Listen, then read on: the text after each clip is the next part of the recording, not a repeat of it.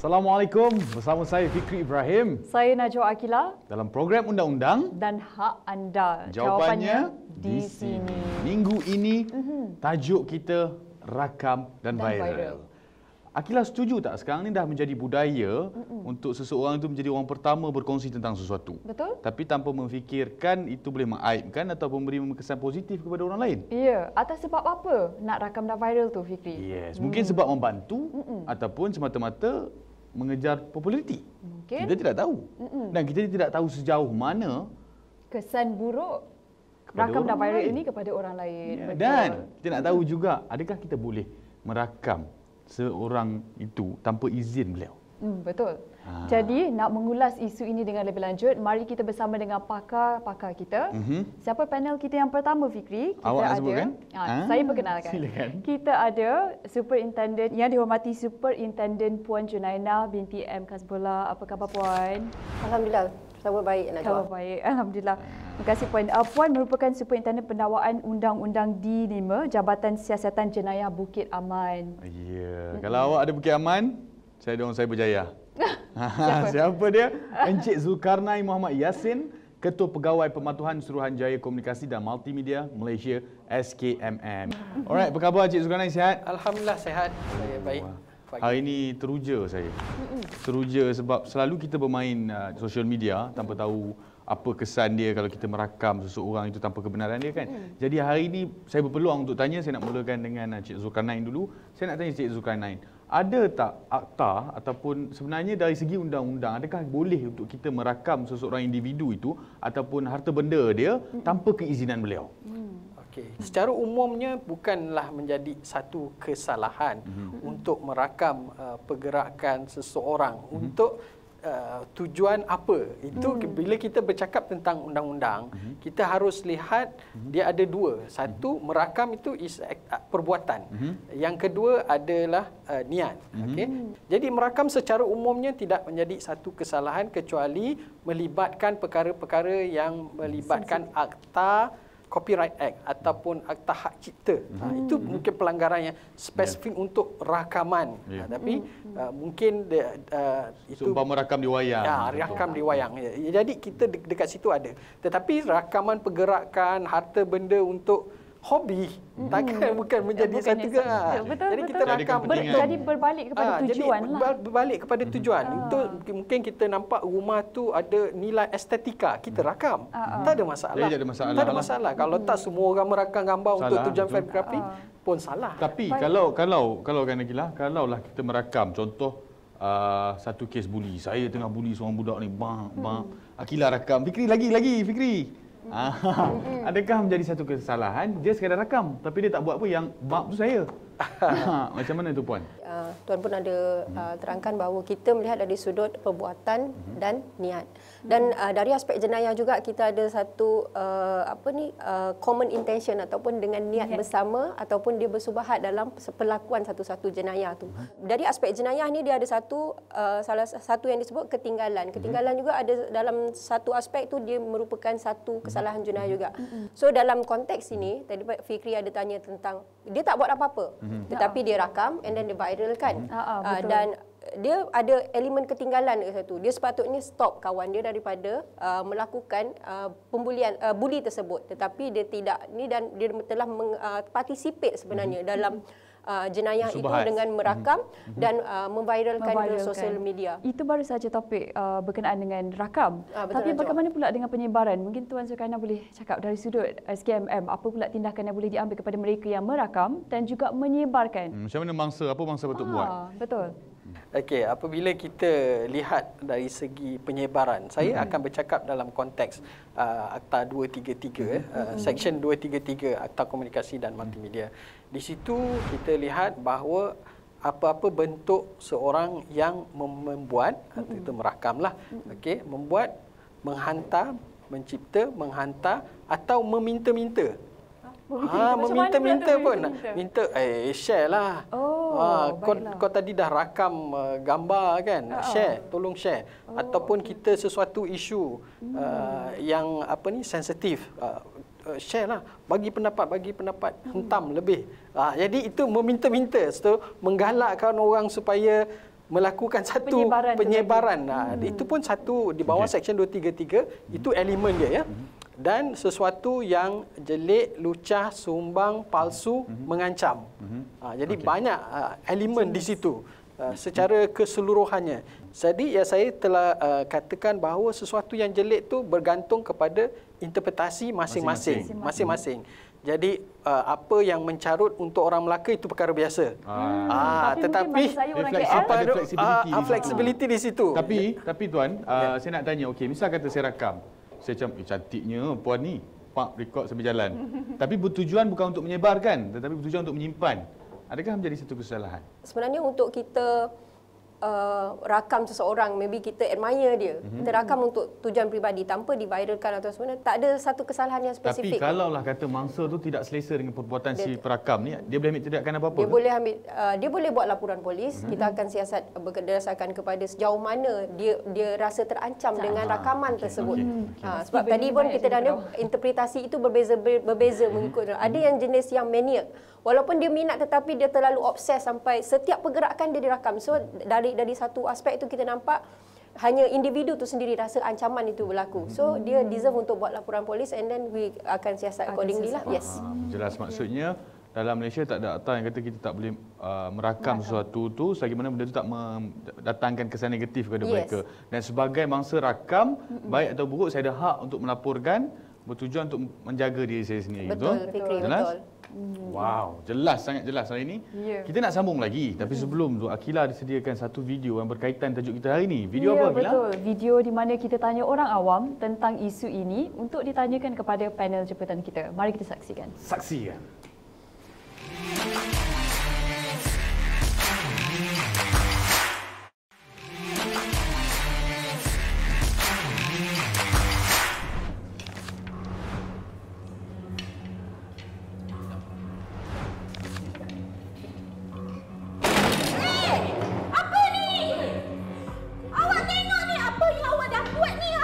Awak kerja macam mana?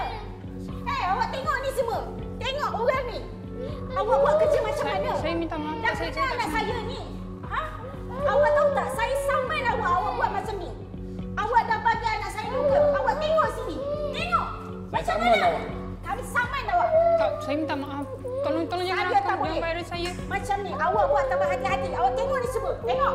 Tengok ni. Ada ke orang yang buat macam ni? Awak buat kerja, awak patut jalan elok-elok. Macam mana awak jalan? Awak tengoklah jalan tu elok-elok. Ini kita orang. Anak saya kecil. Awak dah buatkan dia luka. Siapa nak tanggung ni?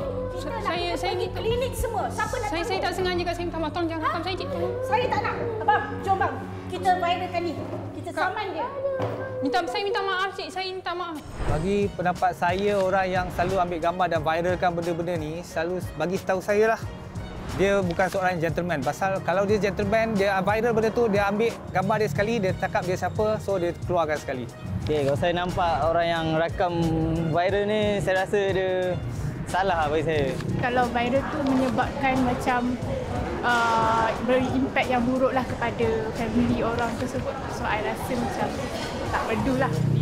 Malukan orang, bukan aib orang. Setahu saya lah, benda ni memang amat sukar. Bukan seorang dua orang yang buat, ramai yang buat. Jika saya lah yang dirakam tu, saya akan buat report polis lah. Mangsa kena viral tu, kita sepatutnya report polis dulu. Dan kalau dapat orang tu, kita tanya dia apa masalah dia sebenarnya. Kes rakam dah viral bukan sahaja berleluasa di Malaysia, tetapi juga berlaku di luar negara. Kadang-kadang kita tak tahu video yang kita rakam dah viral ini boleh memberi impak negatif kepada orang yang merakam dan juga kepada orang yang dirakam. Jadi apakah kesan negatif dan hak mereka? Selepas kita tengok video tu tadi, kita boleh tengok kat situ kadang-kadang merakam ni boleh sampai mendatangkan kesan negatif kepada orang lain, sampai boleh merugikan pihak yang lain. Ya, betul. Dan kalau kita tengok macam Cik Zulkarnain cakap tadi dan Puan cakap tadi, kita ada hak. Walaupun kita dirakam, kita ada hak untuk menyuarakan dan kita buat laporan polis. Ya, betul. Jadi saya ada soalan lah, kerana setiap minit, setiap saat ada sahaja video yang dimuat turun, dinaikkan di dalam sosial media. Tapi sejauh manakah langkah, maksudnya pencegahan itu boleh dibuat? Mungkin Puan ataupun Tuan Zulkarnain boleh menjawab soalan ni. Kita tengok sejauh mana kandungannya.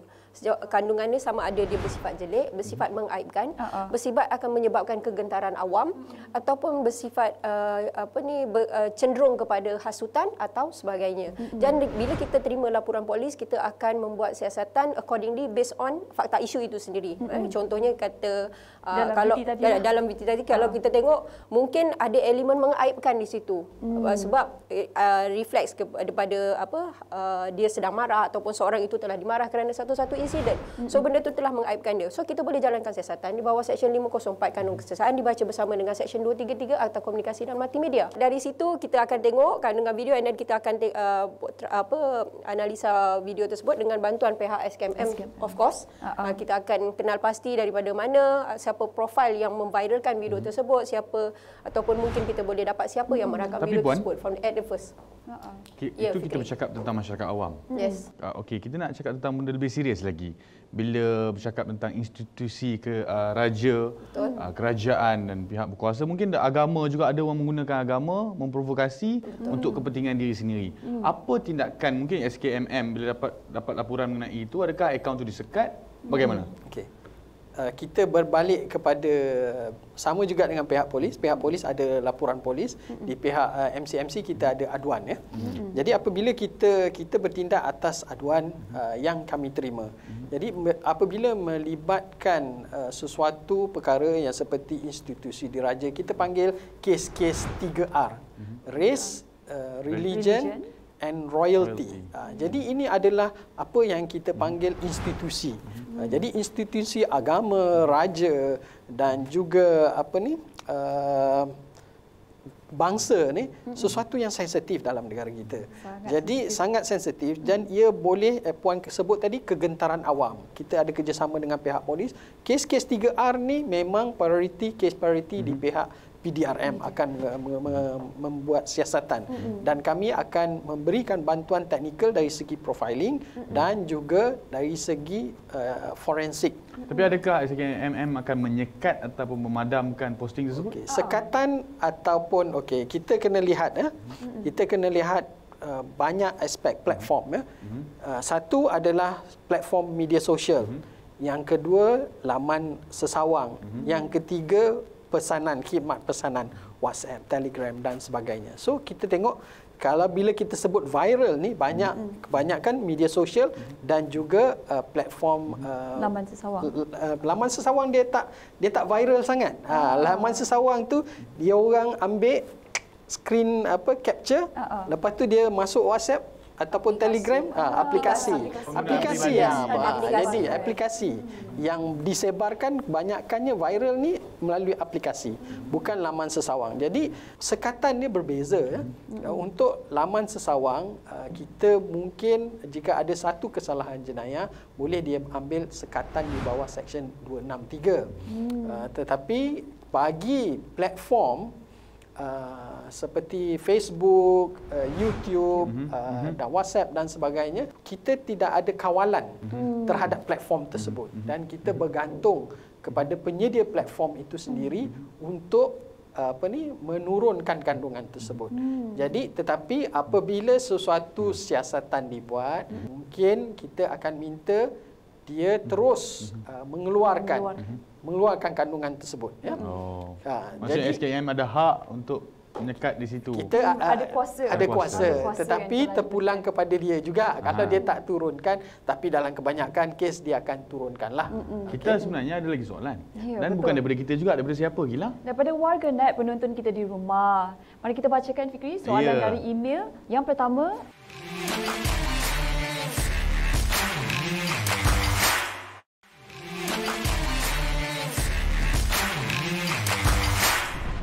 kepada siapa perlu kami laporkan sekiranya terjumpa video atau gambar yang kurang menyenangkan di sosial media?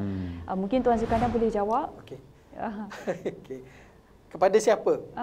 Pertama sekali. Pertama sekali kepada platform provider. Okey, saya kata begini ya. Ada yang perkara-perkara yang melibatkan kesalahan undang-undang. Yang kedua, ada yang mungkin tidak ada melibatkan kesalahan undang-undang. Kita sebagai netizen harus memainkan peranan untuk report abuse. Sebenarnya kita pandai share je, tapi tak tahu nak adukan kepada siapa. Jadi platform provider yang pertama. Betul, platform provider yang pertama. Yang kedua, boleh buat laporan polis dan juga aduan kepada MCMC jika terdapat unsur-unsur yang saya kata tadi, lucah, jelik, sumbang, palsu, mengancam. Jadi ini adalah saluran-saluran yang kita ada. Tuan, saya ada soalan. Jadi kalau misalnya saya yang kena, saya laporkan kepada pihak polis saja. Adakah itu memadai ataupun saya perlu ambil langkah yang seterusnya? Mungkin saya boleh jawab, Tuan. Okey, untuk ni sebenarnya macam daripada awal pun saya ada maklumkan tadi, biasanya polis tak akan bertindak sendiri. Kita memerlukan agensi lain dalam usaha kita nak menjalankan siasatan. Macam contoh bila kata laporan polis itu dibuat, ada masanya kita tengok based on fakta isu tu tak ada pun elemen jenayah. Jadi kita sama ada elemen jenayah atau tidak. Okey, ada elemen jenayah, kita akan buka siasatan. Tiada elemen jenayah, kita akan dua-dua pun kita akan maklum kepada pihak SKMM. So we do our part. SKMM pun akan buat accordingly lah. So biasanya kita akan buat permohonan secara formal untuk pihak SKMM ambil tindakan atau sebagainya berdasarkan kepada laporan polis yang kita terima. Dengar tu. Jadi penonton di rumah boleh buat ya. Ya, jelas ya. Saya harap Rohaini daripada Kuantan. Seterusnya soalan daripada Amir Melaka Tengah. Apabila sesuatu video atau gambar telah tular, ada individu yang memuat turun kandungan video tersebut tanpa izin. Apakah individu ini boleh dikenakan tindakan? Puan, apa yang saya nyatakan tadi, kita tengok kepada konten. Bila kata konten tu ada menjurus kepada satu-satu kesalahan, dan kita akan ambil tindakan. So contohnya, dan kita akan siasatan akan dibuat kepada kedua-duanya, yang merakam dan menular. Okay, saya suka nak lanjutkan jawapan Puan tu ke soalan ketiga kita. Daripada Hasbullah Pontian Johor. Seseorang itu telah dirakam dan ditularkan sehingga dia dimalukan walaupun telah menyaman perakam dan orang yang menyebarkan, namun video tersebut masih berada di internet. Apakah yang boleh dilakukan oleh mangsa dan bagaimana untuk memadam rakaman tersebut dari terus tersebar? Apabila sesuatu tu ada di internet, dia akan ada di internet selama-lamanya. Okey. Okey, ada beberapa perkara di sini ya. Kita banyak berbincang di sini soal undang-undang jenayah, tetapi kita tidak harus lupakan juga dalam kerangka perundangan negara kita, kita ada undang-undang sivil. Jadi bagi yang mempunyai unsur-unsur fitnah dan sebagainya, boleh saja untuk mengambil tindakan fitnah. Jadi tindakan yang kedua yang boleh dilakukan adalah melaporkan kepada platform provider. Kita ada terima aduan sebegini, kita bantu pengadu membuat aduan supaya menepati terma-terma, supaya mengatakan bahawa ini langgar syarat 1, 2, 3, 4. Jadi mungkin pengguna awam tidak memahami apakah yang menjadi kesalahan. Sebab itulah kita bantu. Tetapi sebaik-baiknya adalah individu itu sendiri. Kadang-kadang mereka memerlukan platform provider ini memerlukan maklumat yang bersifat peribadi. Takkanlah kita nak bagi kepada pegawai saya dan jadi itu yang seeloknya. Tapi sebaik mungkin kita akan bantu untuk mengeluarkan kandungan. Tapi saya percaya kalau tak wujudnya SKMM ataupun PDRM, kesan negatif tu akan lagi, saya tak tahulah masyarakat kita macam mana kan. Tapi sebelum tu Fikri, saya nak tanya hukuman. Mungkin Puan boleh jawab hukuman yang boleh dikenakan kepada mereka yang merakam dan viralkan ini. Adakah hukuman tu berbentuk denda ataupun boleh dikenakan penjara. Ini penting bagi masyarakat kerana masyarakat perlu tahu. So sekiranya fakta itu ke arah sesuatu mengaibkan atau jelik, mungkin kita boleh pergi bawah Seksyen 504 dengan SKMM Seksyen 233. Sekiranya dia menyebabkan kegentaran awam, di bawah Seksyen 505 dia ada A, B dan C lim dia. So itu juga biasanya kita akan memang cross refer dengan Seksyen 233 sebab benda tu perkara ini diviralkan melalui satu rangkaian ataupun aplikasi.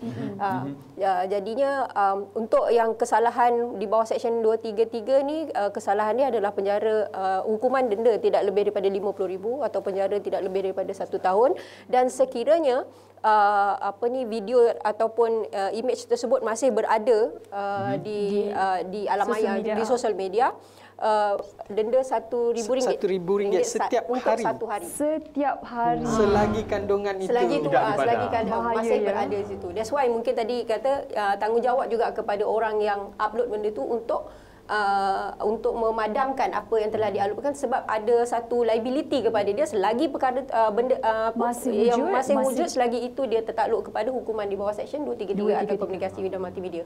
Untuk selebihnya yang Seksyen 504, 505 tu hukuman yang diperuntukkan di bawah kanun keseksaan adalah hukuman maksimum penjara up to 2 years atau dengan denda atau dengan kedua-duanya sekali. So setakat ini memang in most cases kita dah mendapat banyak juga arahan daripada Timbalan Pendakwa Raya untuk arahan tuduhlah itu untuk lesson learn lah kepada masyarakat di luar sana supaya lebih berhati-hati dengan apa yang dirakam dan apa yang ditularkan. Sangat setuju. Tapi nak clearkan kita, saya tak pernah siapa-apa pelik. Awak hanyalah mangsa. Baik, terima kasih saya ucapkan kepada Encik Zulkarnain dan Gila. Dan kepada Puan, terima kasih sangat-sangat Puan Junaida. Dan kita akan kembali lagi dengan tajuk yang lagi menarik di episod yang akan datang. Saya Fikri Ibrahim mengundurkan diri. Dan saya Najwa Akilah, sehingga jumpa lagi. Assalamualaikum.